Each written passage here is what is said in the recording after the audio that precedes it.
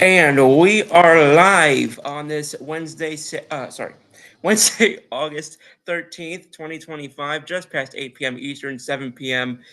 Central, off to a great start. Hope everybody's doing well. Once again, it's not so much we are live as I am live.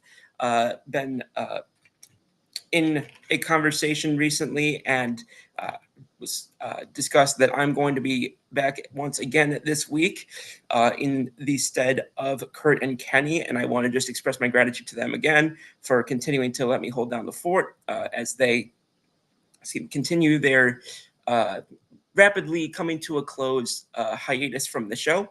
And I want to just express my gratitude to them very quickly. And we've got a lot to talk about today. There's a lot happening, particularly in Major League Baseball. It's going to be a very Major League Baseball centric show. We've had a lot of intrigue is probably the best way to put it on and off the field recently. We've had teams like the Brewers that have really hit scorched earth. We've had teams like the Dodgers that have hit perhaps the first time they've struggled with anything in the past decade.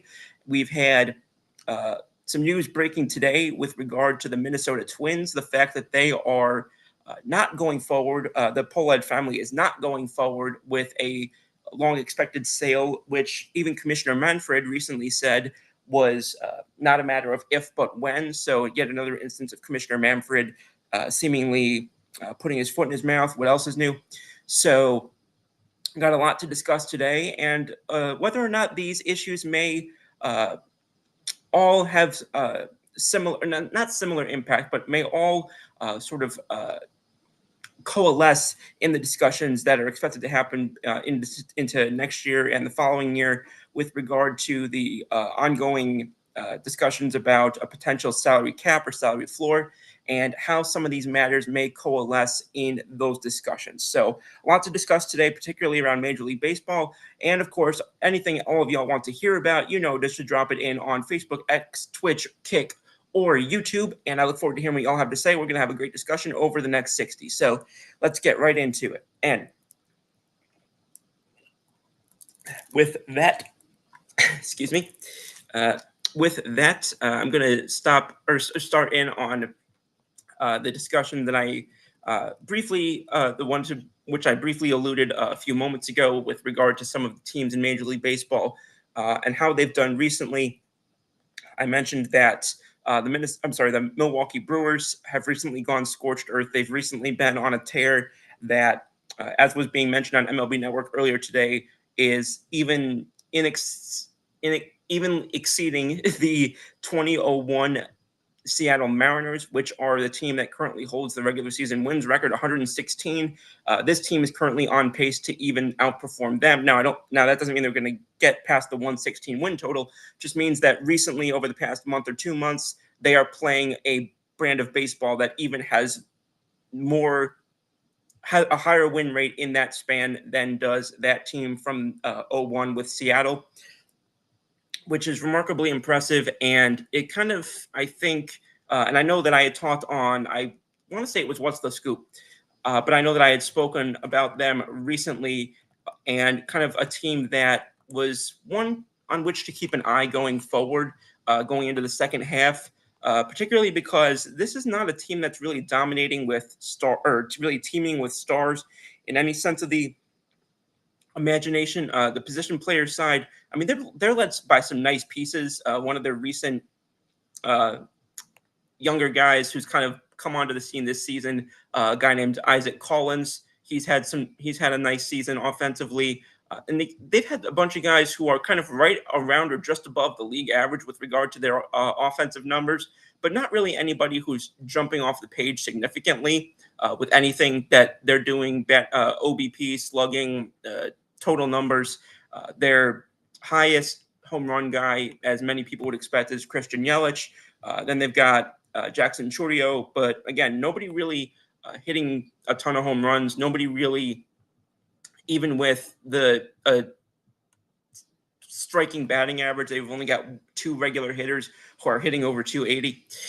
So there's a lot of fascination there with the team, the way that they've played recently.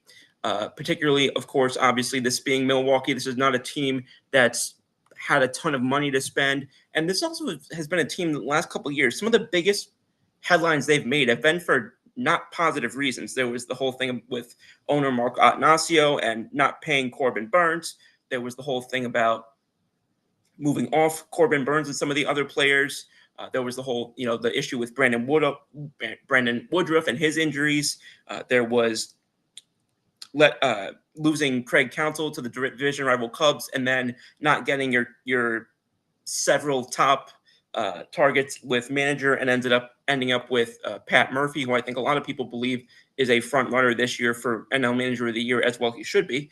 But then you kind of you flip it over to the pitching side of things, and even on that particular side, let me make it clear, there are very good results coming on the pitching side of things, but nobody who you're really looking at and thinking, oh, this guy is going to be a Cy Young contender, or this guy's going to be a reliever of the year contender, at least from my vantage point. But they have some very positive sort of, not even breakouts, but kind of bounce back performances. They've had guys like Shelby Miller, who's had a very good season. They've had guys like Trevor McGill, who's had a very good season. Nick Mears, I know I've spoken about before. Abner Uribe, I know I've spoken about before. But it's been just kind of a nice coalescence of success from some of these players. Jose Quintana has had a bit of a renaissance season as he approaches the age of 40. And that's really what it's been a lot of. It's been a lot of pitching, been a lot of, I think it was said very well earlier today by somebody on MLB Network. I can't recall who it was, but basically saying the whole has been more than the sum of its parts. And I think that that's really helped them get to where they are now. I think that there's been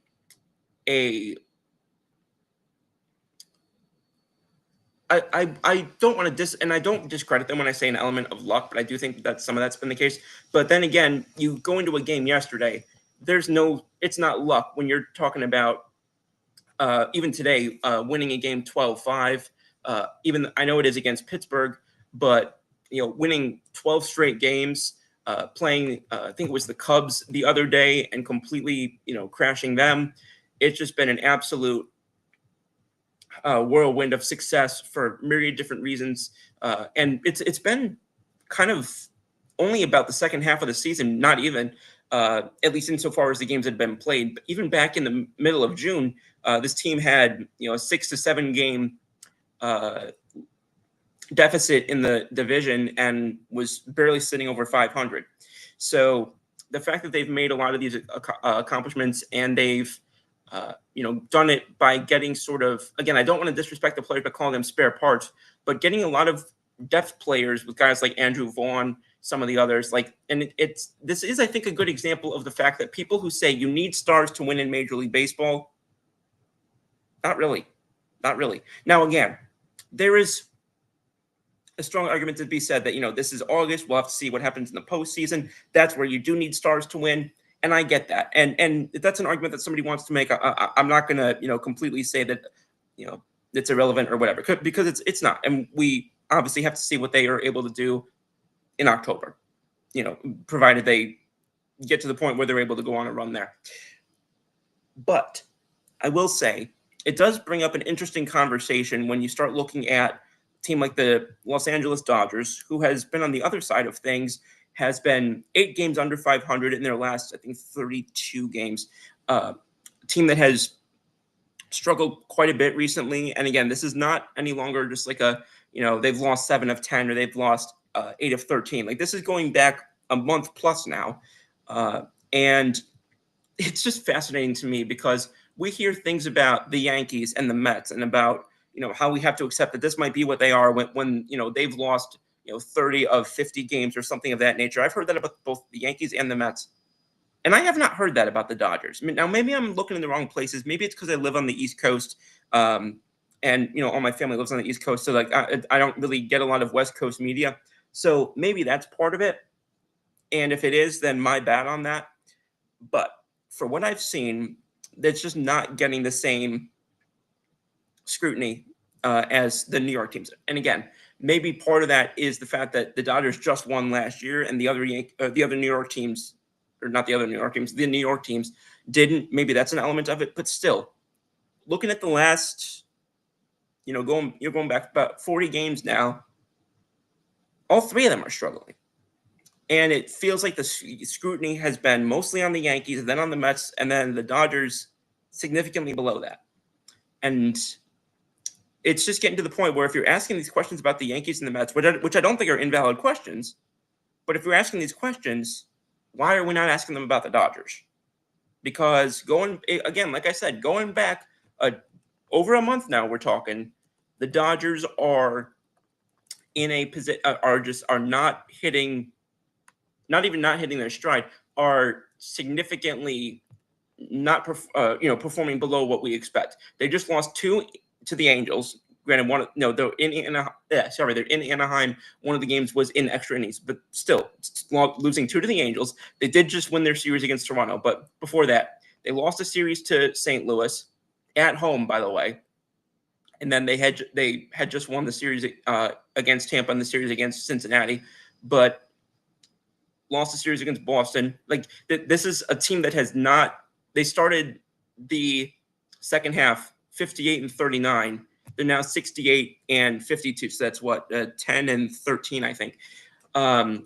So you can say, well, they're playing a little bit better than they maybe were playing at the end of the first half. But again, if you're going to say that at this point, this is what a team is, if it's how they've played the last 40 games, why is that energy not being matched across the, to other teams? Because from my vantage point, it's a lot of the same thing. A lot of close losses, a lot of one-run losses, or a lot of extra inning. Not as much extra inning, but a lot of one-run or close losses, and a lot of similar circumstances under which this play and this recent struggle has occurred. You start talking about guys who have been hurt. They've had now Brock Stewart's on the IL. They have been without Tanner Scott, a couple of other guys. But again, that's not grace that I've seen teams given or seen other teams given. So to look at it from that vantage point, it just fascinates me to sort of see the different lenses under which teams are viewed, and the fact that the same. And again, if you're going to look at teams differently for different reasons, that's fine. But at least be transparent about that. Because I see people kind of hiding behind this sort of, we have to look at every team the same way. And then, and if you're going to look at teams differently, like at least I see where people say, I am willing to I'm going to look at you differently if you have different circumstances.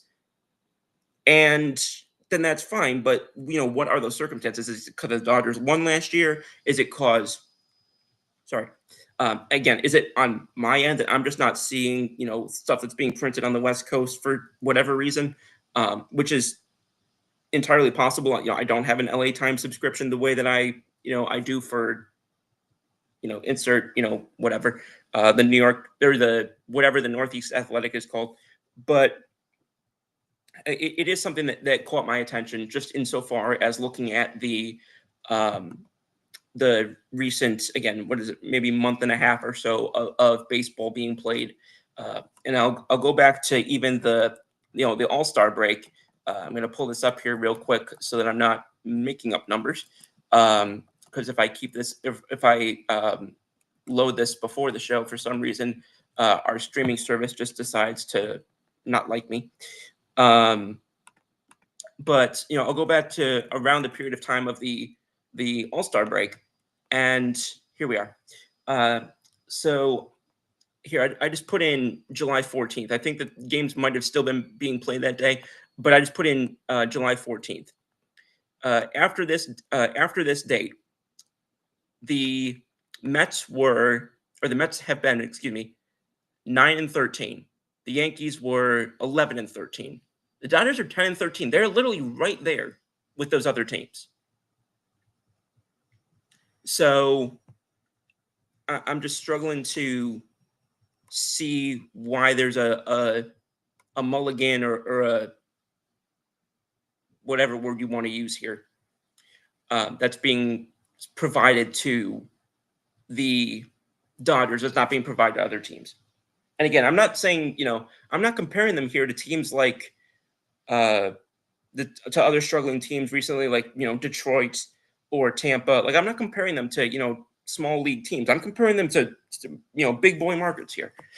That being said, I do want to talk. I do want to circle back here to Milwaukee real quick because this just pulling this up really just kind of emphasized a point that I was making earlier about the Brewers. And I'm looking back now. This is exactly a month. This is the standings entering July 14th. We're about to enter August 14th in a couple hours.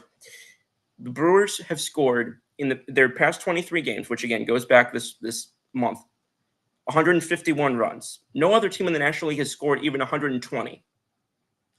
They also have only allowed 80 runs, which is tied for the lowest in the National League. So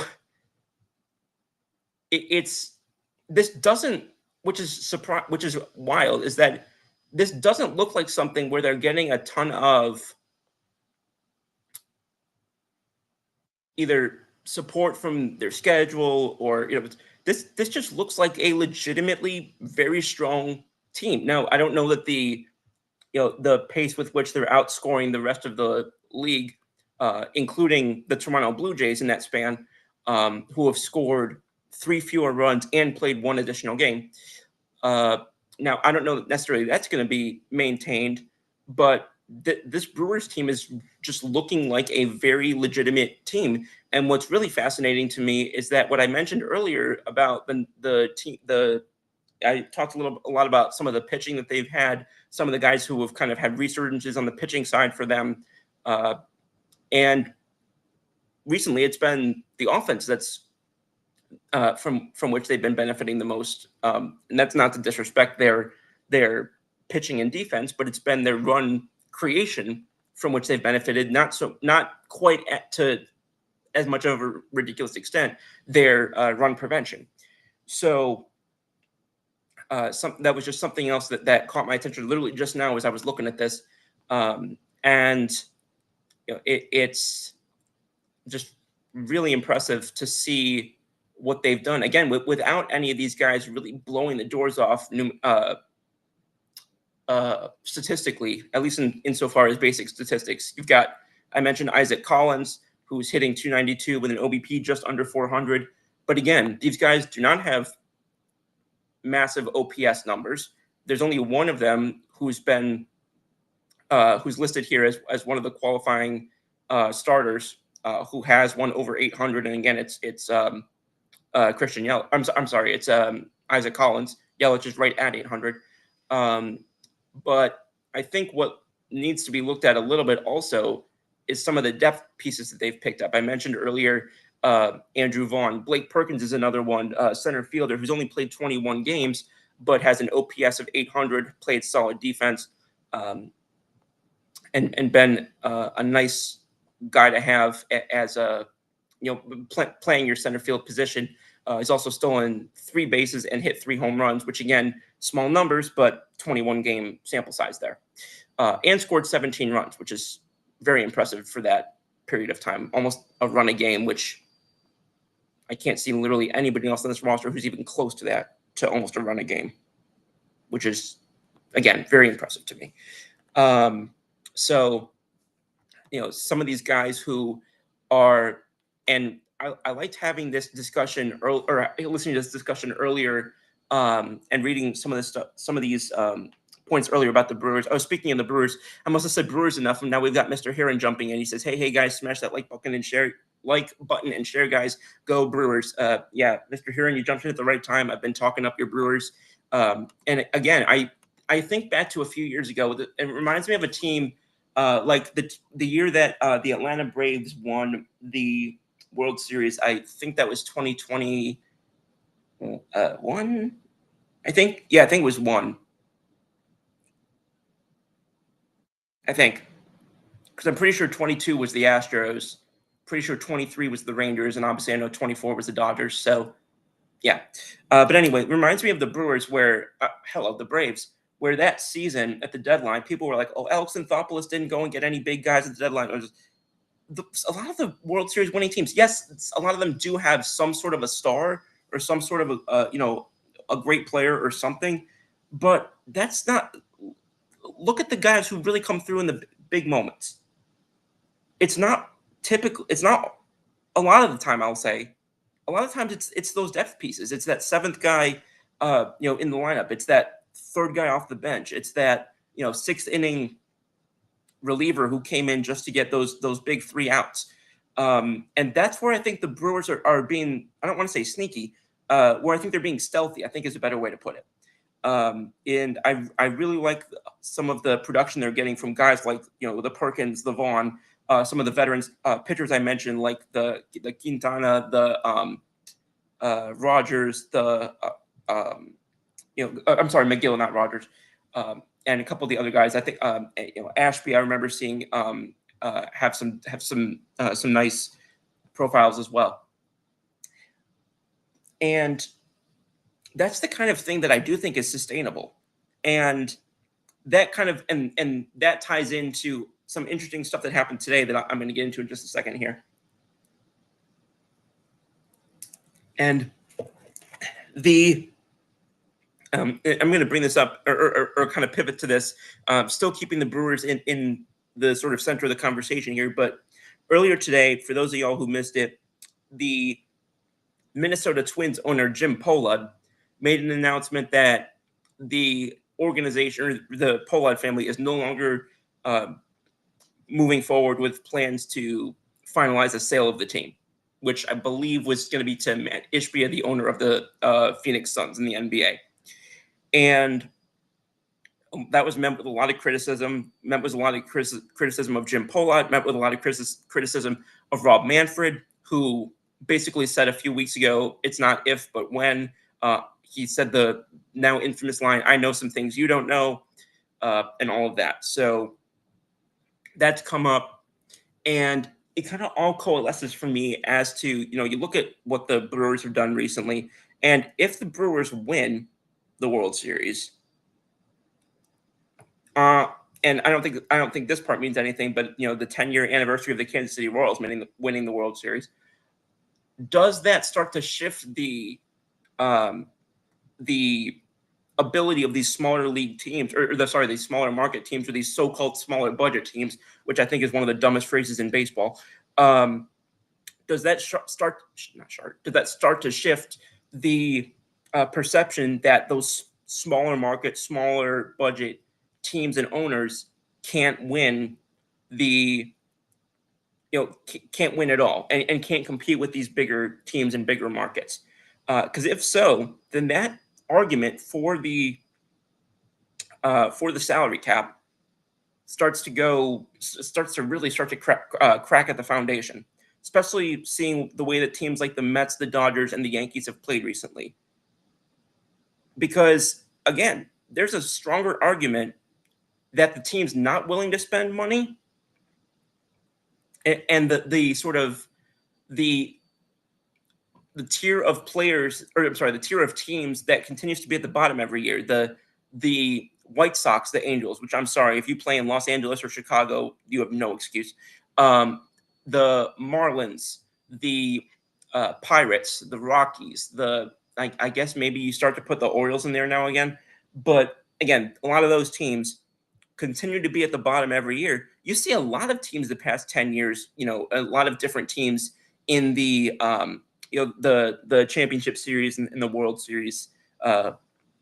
And I think that there's an argument that there's far more variation of those than there are the teams at the bottom.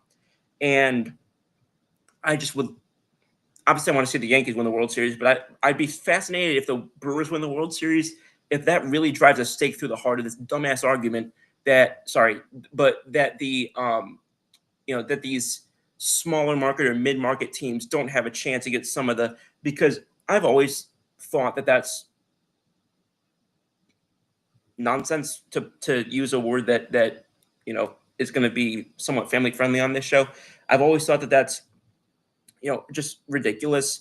I've seen it happen time and again where the teams at the bottom, especially, and I'll say it again, you cannot claim you're at the bottom. I mean, again, who's the owner of the Chicago White Sox? Jerry Reinsdorf. This guy owned the Chicago Bulls, who were the greatest dynasty in recent NBA history. And you mean to tell me now, 20 years later, that he's suddenly scrambling for cash?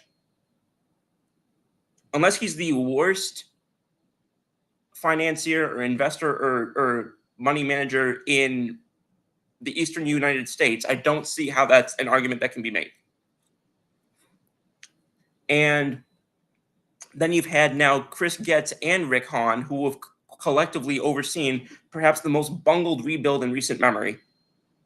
So we know that they're not paying a lot of guys, any sort of big money at the major league level. So it's not like they can say, oh, we're already at capacity with what we can spend at the major league level.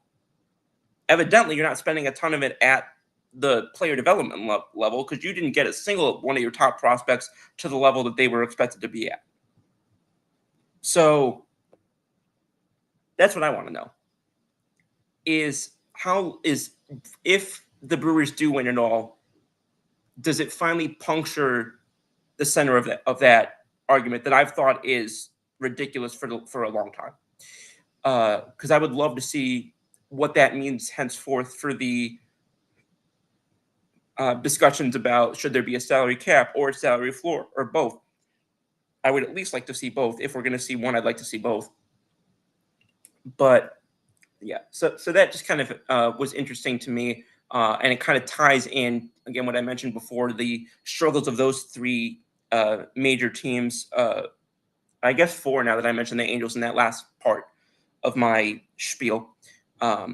But yeah, something that I'll be looking forward to monitoring the rest of the season, and then going forward toward next year as we get closer to having to rerun that new CBA, as a lot of people expect will lead to eventually a lockout, the second one in 6 years, which is going to be so great for the game, for the momentum that baseball now is saying that it has. Such great ability to Plaxico Burress himself does Rob Manfred have. Moving off of that, I want to talk a little bit about kind of the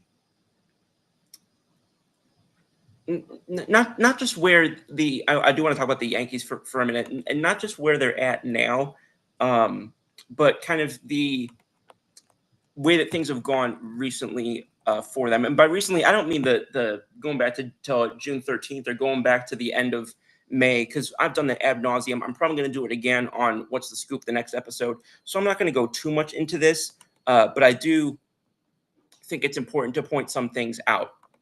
And I'm looking at particularly the young guys, and I'm talking about guys, particularly Austin Wells, Jason Dominguez, Anthony Volpe, Ben Rice, particularly those four, because I think that a lot of people were looking at a couple of these players and saying, "Oh, it's time to get rid of them," or "Oh, they're busts, move on," And one thing that I think is getting overlooked, is, despite independent of the fact that all of them have been playing well recently, I think what gets lost on some of this, and this also kind of ties back into the CBA discussion that I was just having with regard to Major League Baseball.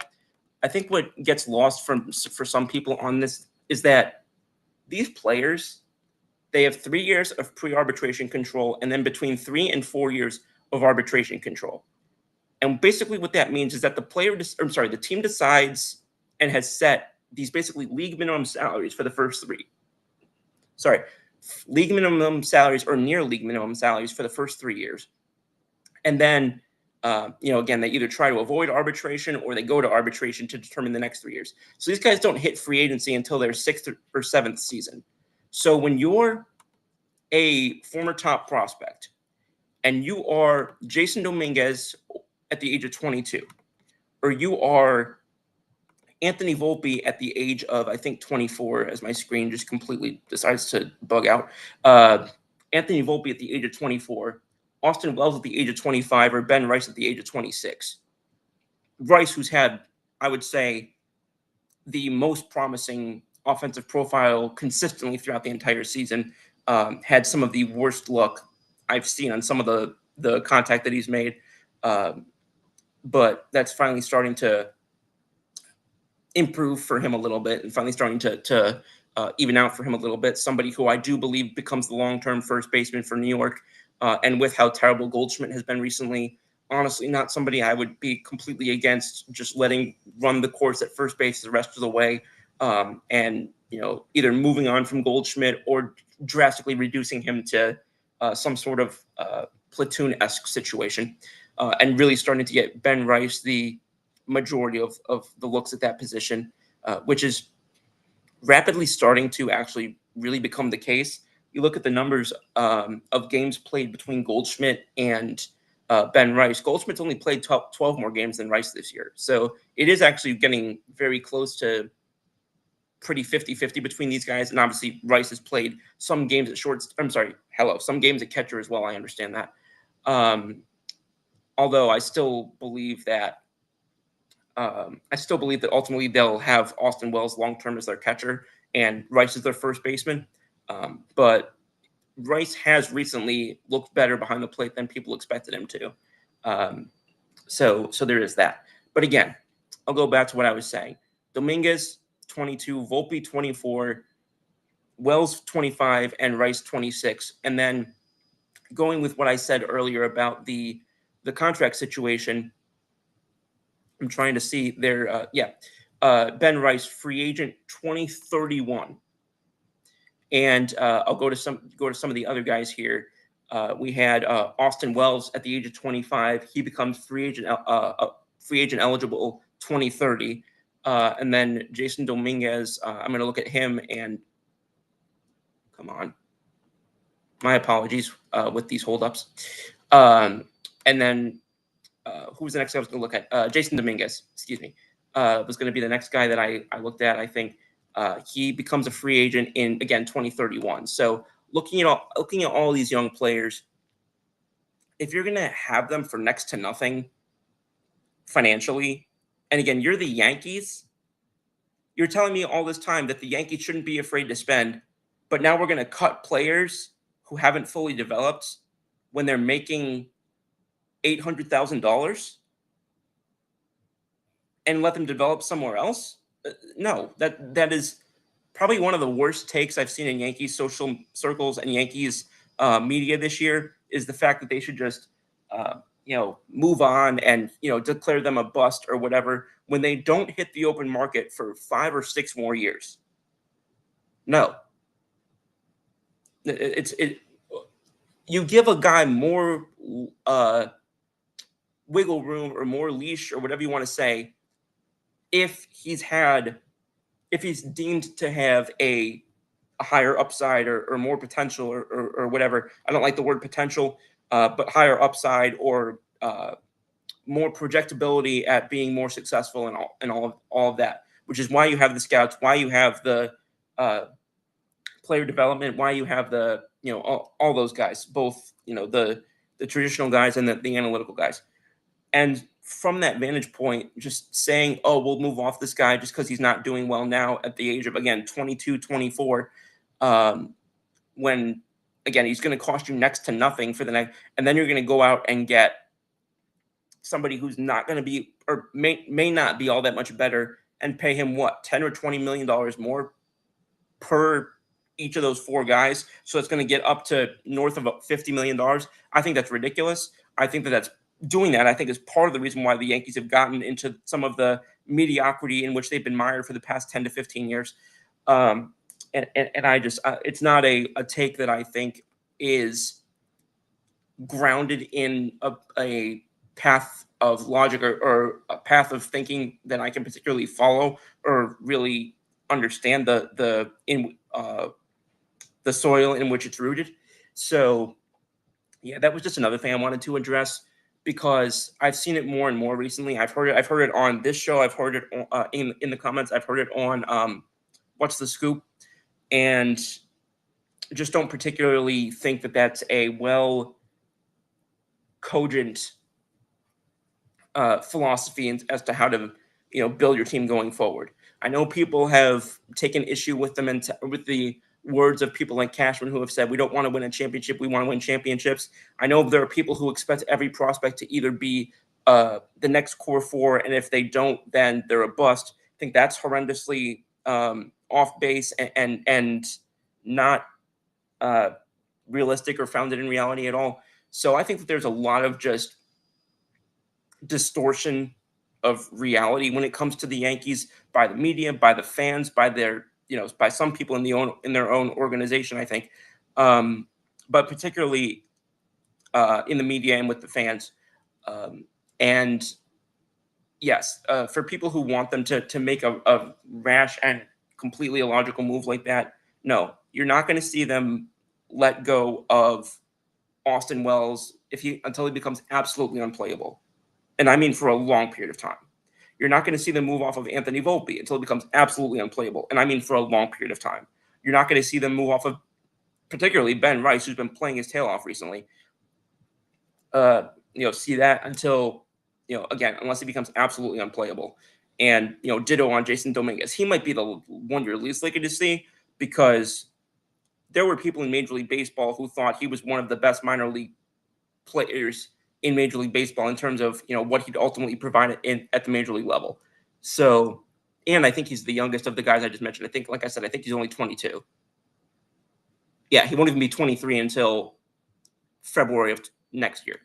So yeah, that's just something I wanted to mention is that I'm not saying these four, or I'm not saying that any subset of these four in particular are going to be core players for the Yankees going forward. I'm just saying that they're going to keep getting the ability to develop at the major league level. And this is why, like, you look at any of these teams that have developed successfully over the last few years, but going back however long, even the core four of the Yankees. If you want to talk about when they were developed or drafted or signed or what have you, you go back to the years that came together in the 90s. And I think people think that, that happened while they were winning 90, 95 games. That happened while they were, making the playoffs and that's just not correct. This happened, obviously people like Sabian and Stick Michael were becoming more empowered, but they had one winning season in the early 90s. I'm not counting 94 because, again, that was the strike-shortened year. But even 1989, they won 74 games. 90, 67 games. 91, 71 games. 92, 76 games. From after 87 until 1993, they won no more than 85 games. And that 85 game year, the next most wins after that was 76. And my point in all this is saying that with the Yankees continuing to try and balance this line as they have for the last however long, of not wanting to punt on any season, because in this day and age you really I guess can't do that in New York, but not wanting to punt on any season, but still trying to balance this. We want to contend this year, but we also don't want to completely punt on the future, which is a great theory and a great balance to try and strike in theory. But in practice, that's not how these things work. That's not how any of the teams that have done well the last few years have operated, except for the LA Dodgers, who somehow seem to manage to do both every year, which, again, is clearly taking far more than money because they don't spend that much more money than the Yankees do. They obviously have created a culture in which players from international markets have been able to, I guess, gravitate toward there, and not mattering as much who can offer the most money, I guess I would say. Excuse me. So that does become part of the factor of it, but any of these teams recently that have won championships, whether it's one or multiple, the Astros, the Red Sox, the uh, I'm trying to think of another one, the Cubs, the Braves, the Rangers in particular, like a lot of these, or virtually all of these teams, have been doing so after suffering several brutal years of just straight non-contention. I'm not talking like 80, 83, 85 win seasons. I'm talking like 70s and down to the 60s in terms of win totals. And if you're not willing to stomach that in New York for a couple seasons, then you're not going to be getting those top 3, top 5 picks. You're not going to be getting those massive international and amateur bonus, benefits and such. You're not going to be getting the revenue sharing type stuff. So, the Yankees just have to do it a different way. So if they're going to have to do it a different way, then when you have the opportunity to have some of these guys that are considered to be more highly valued as future prospects, then you've got to be willing to be patient with them. And some of that's going to be at the major league level. That's what these teams had to do. And the fact that these prospects are having to do it where there is the expectation of being, on a team that's, supposed to win, optimally the World Series, every year, then there's less of the wiggle room to make the mistakes, for lack of a better word. Which, again, people say that that's the great thing about playing about the Yankees and on the standards there and all of that, which I don't think is an illegitimate argument. But again, just all these things tie in together.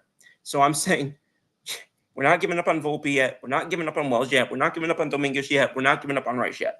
So anybody who's expecting any of those four guys to be gone over the next couple of years, barring a horrible injury or barring, again, literally becoming unplayable like Oswald Peraza was becoming, like Greg Bird became a couple of years ago, like I'm trying to think of other guys who just completely just fell apart,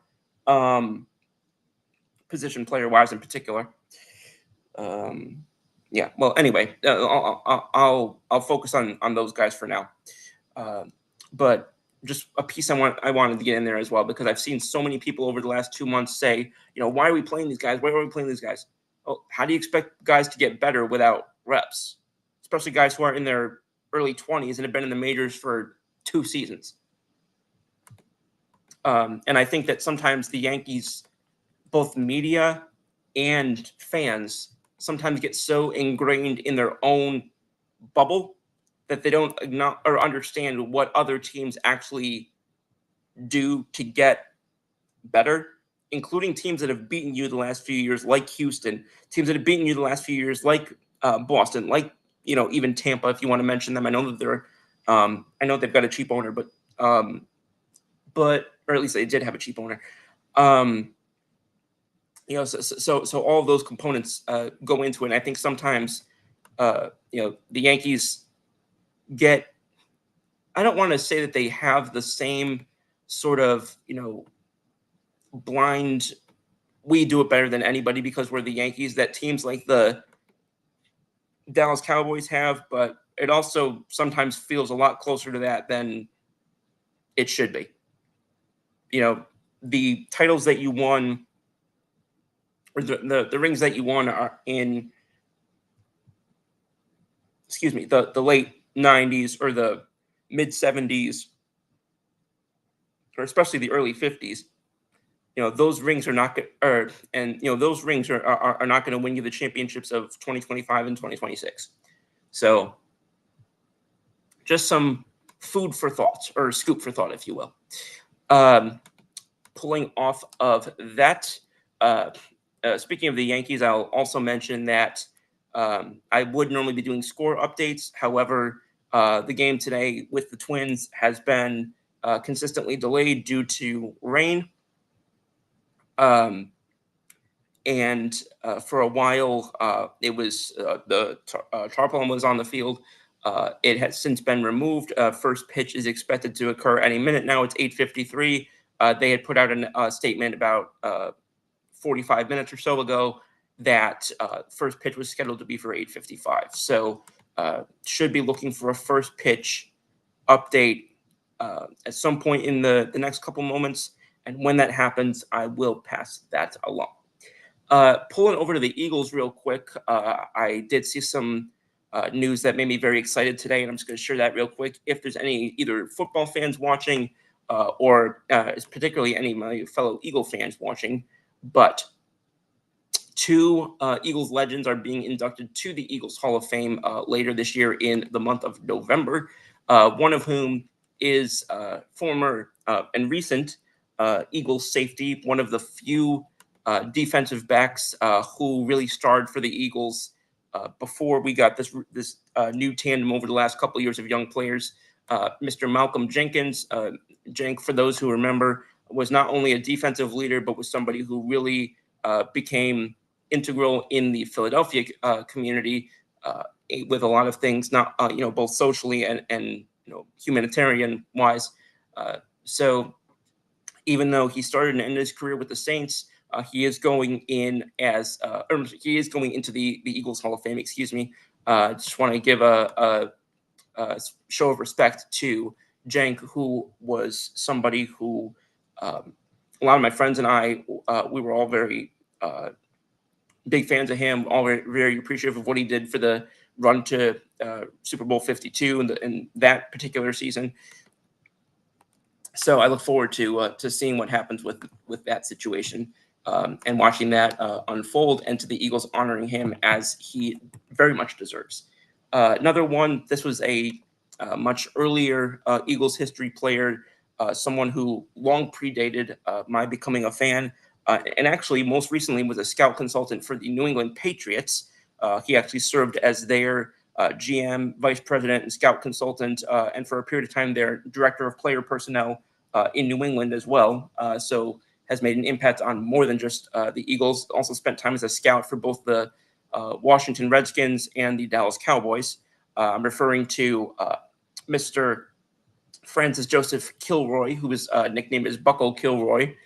He unfortunately passed away in 2007, but he grew up in Philly and was certainly integral to the Eagles' success as a player in the 40s and 50s, and then for a significant period of time going in the beginning of the 1960s as a scout. So just wanted to also acknowledge him. Was a two-time NFL champion, three-time Pro Bowler, and a 1940s All-Decade team member. Was also a three-time Super Bowl champion. Granted, all of those rings occurred with the New England Patriots. But really excited to see that. Obviously, unfortunately, never got to see him play during his time as a guard for the Eagles, and actually for one season as the Steagles after being an undrafted player. But again, somebody who had a lot of support and love from Philly, and also not to be overlooked in any sense of the manner. Spent part of 42 and 1943 in the Merchant Marines during World War II. So definitely something I wanted to acknowledge there as well. So there you go. Just a couple of Eagles highlights I wanted to mention very quickly, as those players are set to be honored for by the organization, later this season in November. With that, I do believe we are about to see the players take the field for the Yankees. And with that, I'm just going to give a brief standings update to those who have not seen the standings recently, as they have wildly changed since the last time we talked about them. AL East leading Toronto Blue Jays. Central still led by the Tigers, even though they struggled recently. The West, there's a dogfight there between the Mariners, who have recently caught fire, and the Astros, who, after catching a little bit of fire around the time that Carlos Correa came back over, have started to regress a little bit again. And then on the National League side of things, the Phillies really look to be running away with the division, not only having a 4.5 game lead over the Mets, but also only team to even have a winning record in the last 10 games in that division as they continue to pad that lead. NL Central, I already mentioned the Brewers wildly overtaking the Cubs and really looking to have cemented their hold on that division. And the NL West, I mentioned earlier that the Dodgers were really falling off the last month or two. And to further that point, the San Diego Padres actually sit today as the division leader by a half a game. So that's certainly going to be something to monitor more going forward. Excuse me. I'm not going to get too much into playoff predictions for the NFL or MLB right now, as that will be coming tomorrow on What's the Scoop. I will also mention real quickly, which I believe was discussed the other day, but I do just want to emphasize What's the Scoop, the future of that show. We're making a couple of changes with regard to What's the Scoop. That show is moving from Saturday night on its time slot that it's held for several months. It is now going to be recorded on Thursday night. It's going to be recorded at 7 p.m. Eastern, 6 p.m. Central, so a little bit earlier in the evening. And it is also we're also bringing on a recent member who, from the people I've heard from, has really become a fan favorite very quickly, and really become an audience favorite very quickly. That is my longtime buddy, Jay Kruger. He's going to be joining us more consistently and more as a regular going forward. So that's going to be some of the changes with What's the Scoop. That's going to be on Thursday evenings now, so that when football season starts to kick off, it's going to be airing before Thursday night football. It's also Thursday nights are going to be a nice time to sort of take stock of how weeks are going within baseball. Obviously, a lot of Yankees fans know that Thursday tends to be a travel day or an off day. I believe it is tomorrow. So that's going to be a nice sort of middle work as well. So looking forward to continuing the work on What's the Scoop. Obviously, welcoming Jay on. He's definitely added a very unique element of which only Jay can to the shows recently on which he's appeared with Brandon and I. We're excited to have him. That chemistry and that camaraderie and that rapport has really developed very quickly and very strongly. And we look forward to continuing to build that as What's the Scoop continues to develop from here and as we continue to develop with the show. So, and I want to shout out again once more Kurt and Kenny for assisting us with that, and just kind of share that for the people who do want to be watching that show going forward. It's no longer going to be on Saturday nights; will be on Thursday nights instead, and a little bit earlier for those of y'all who go to bed early. And kind of coming back to sports a little bit, I did want to, especially for the Broncos fans out there, I did see this earlier today. The first Bronco with 100 catches in a season, Mr. Lionel Taylor, unfortunately, at the age of 89, did pass away a week ago on August 6th. Was a member, as noted by the team statement, was an original Bronco who was with the organization for 7 seasons from 1960 to 1966. So just wanted to acknowledge him in general, but also particularly for the Broncos fans associated with our network and who stay on particularly with their fandom of that team. So may he rest in peace. And I'm sure that the Broncos this season will be looking to give him the best performance as possible in his honor and memory. Excuse me. Coming back to the now live coverage of the Yankees versus Twins game, as the Yankees look to go for the sweep of the Twins, which I know part of the success the last couple of days, part of the fans' reluctance to buy in too much to the success is the fact that the Yankees have really trounced the Twins, not only this season, but going back many seasons. So I know that there's always been some hesitation, I guess, to be too overexcited about success against them. However, this one little nugget did pop up about their young pitcher Cam Schlittler, who, according to this, has thrown the 55 fastest pitches by a Yankee starter, all 98.5 miles per hour or higher, which was quite impressive. I know that there are a lot of people who don't really love the whole velocity thing, or who don't really love the whole, power over finesse or power over control. I managed to butcher that word twice, but again, young pitcher who is able to do that as a starter, and somebody who, along with guys like Warren and Rodon, has been able to give the team more length from its starters recently, which I think kind of went as a bit of an understated issue for the bullpen, and it's kind of coming unglued during that period of time was just the text, to the level of text that the bullpen was being.